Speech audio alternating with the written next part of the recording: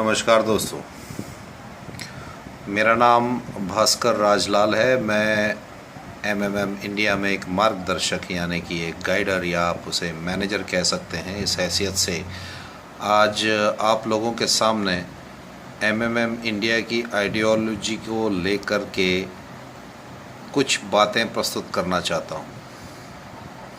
सर्वप्रथम मैं MMM India या एमएमएम के जन्मदाता सर की मैवरोडी जी को शत शत प्रणाम करता हूँ। बात आती है आइडियोलॉजी की। क्या है एक्चुअली आइडियोलॉजी? क्या सिर्फ पैसे से मदद करना और 100% पैसे वापस लेना, क्या ये हमारी आइडियोलॉजी है? क्या सैकड़ों लोगों को भर्ती कर देना, रेफरल बोनस कमाना और अपनी जेबें गर्म करना, क्या ये हमारी आइडियोलॉजी है? नहीं। अगर सच्ची आइडियोलॉजी की बातें करें तो शुरू करूँगा कि हम सब सामाजिक प्राणी हैं और समाज में रहने के लिए हमें एक दूसरे से मदद की ज़रूरत पड़ती है। अब मदद का नाम लेता हूँ तो किस तरह की मदद? आर्थिक मदद सबसे ज़रूरी होती है। आप भी मानेंगे इस बात को।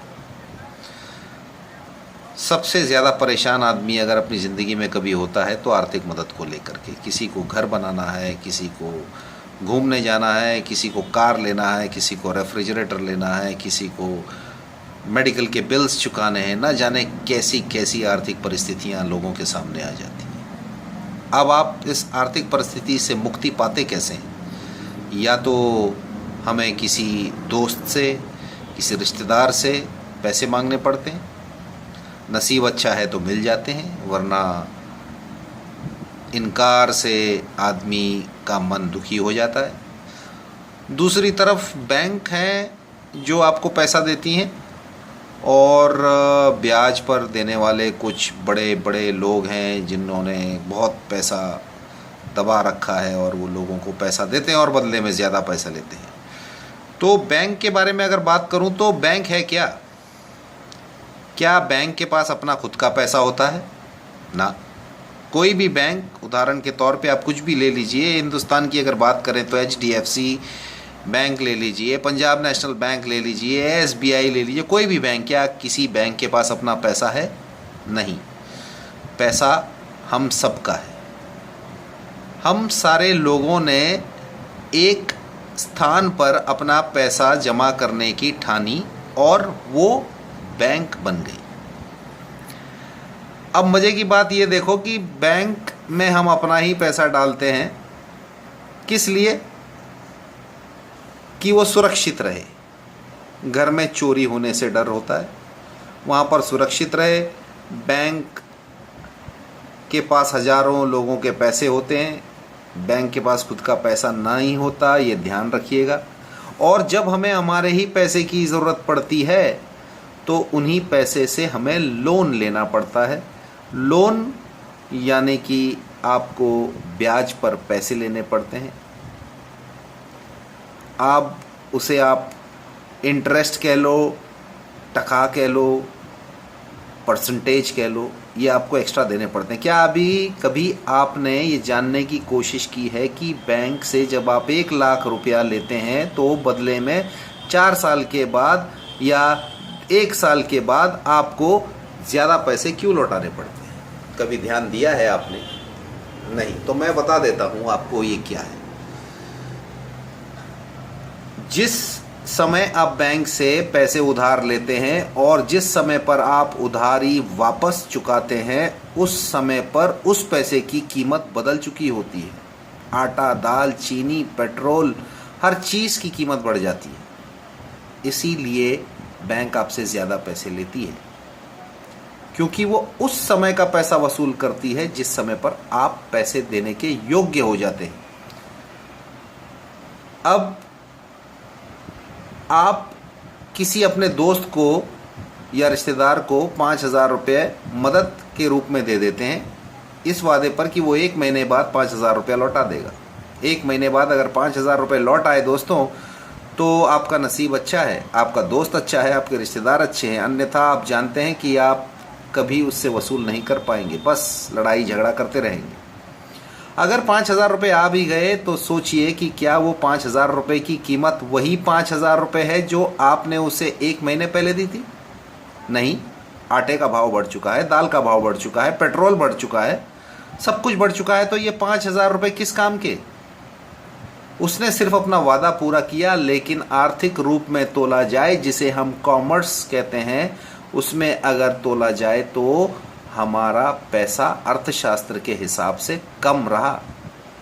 इसी बात को मद्देनजर रखते हुए सर्गे मैवरोडिजी ने यह फैसला किया कि इस आर्थिक परेशानी को हमेशा हमेशा के लिए मिटाना होगा। ये बैंक हमेशा पैसा लेते रहेंगे और हमारे ऊपर हावी होते रहेंगे, पैसे वाले बनते रहेंगे, हम इनके गुलाम बनते रहेंगे। लेकिन क्या हम इनके गुलाम बनने योग्य हैं जब ये हमारे ही पैसे से आगे बढ़ रहे हैं? इसी सपने को मद्देनजर रखते हुए उन्होंने एमएमएम का जन्म किया। तो दोस्तों, एमएमएम का मेन उद्देश्य है आर्थिक परेशानियों का खात्मा करना, ना कि रेफरल बोनस जमा करना, ना कि कोई बिजनेस करना। ये आपके बचे हुए धन जो आपके कार्य के लिए किसी भी काम का नहीं है, जो व्यर्थ पड़ा हुआ है, उसे इसमें प्रयोग लाएं और दूसरों की मदद करें। बदले में आप इससे 100% तक बढ़ावा ले सकते हैं, ग्रोथ ले सकते हैं, और बदले में आपको सिर्फ 2 मिनट इस साइट का प्रचार करना होता है। अब ये 2 मिनट क्या इतने भारी हैं जब आपकी मदद को दुगना किया जाएगा? मेरे हिसाब से नहीं, बिल्कुल नहीं। तो दोस्तों, यही मद्देनजर रखते हुए कि हमें लोगों को आर्थिक परेशानियों से बाहर निकालना है, इसी उद्देश्य से हमें लोगों को अंदर भर्ती कराना है।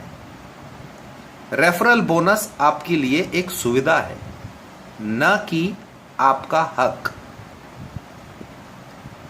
ये हक आपको तभी दिया जाता है जब आप इसकी आइडियोलॉजी को फॉलो करते हैं।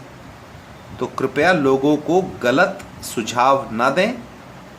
और ये देखिए, मैं आपके सामने अपनी स्क्रीन बारंबार दिखाए जा रहा हूँ। माफ़ कीजिएगा, मैं किसी कारणवश आपको अपना चेहरा नहीं दिखा सकता, क्योंकि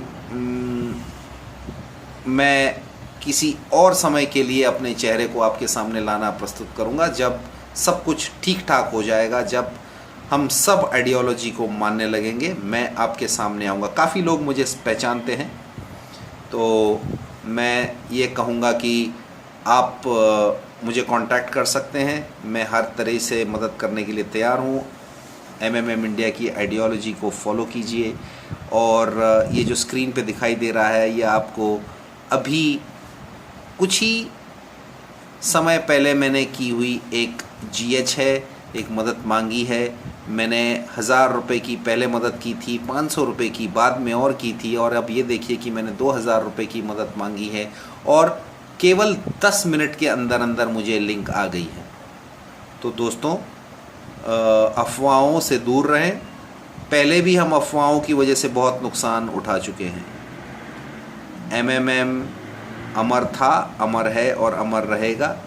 बात है तो सिर्फ उसे समझने की। सर्गे मैवरोडिजी को शत शत प्रणाम करते हुए, उन्हें याद करते हुए, आओ हम उनका सपना पूरा करें, इस पूरे समाज को आर्थिक परेशानियों से मुक्त कराएं। इसी के साथ मैं अपना ये शायद कहना मुमकिन नहीं होना चाहिए कि छोटा सा, लेकिन हाँ थोड़ा सा समय आपका ज़्यादा लिया, इसके लिए माफ़ी चाहता हूँ। मगर आइडियोलॉजी को पकड़कर ज़रूर रखें। मेरा विश्वास है कि आप अपनी भी आर्थिक परेशानी और दूसरों की भी आर्थिक परेशानी को दूर कर पाएंगे। एमएमएम इंडिया अमर रहे। Long live MMM. सर्गे मैवरोडिजी को शत शत प्रणाम। इसी के साथ ही मैं अपना ये प्रेजेंटेशन समाप्त करता हूँ। धन्यवाद।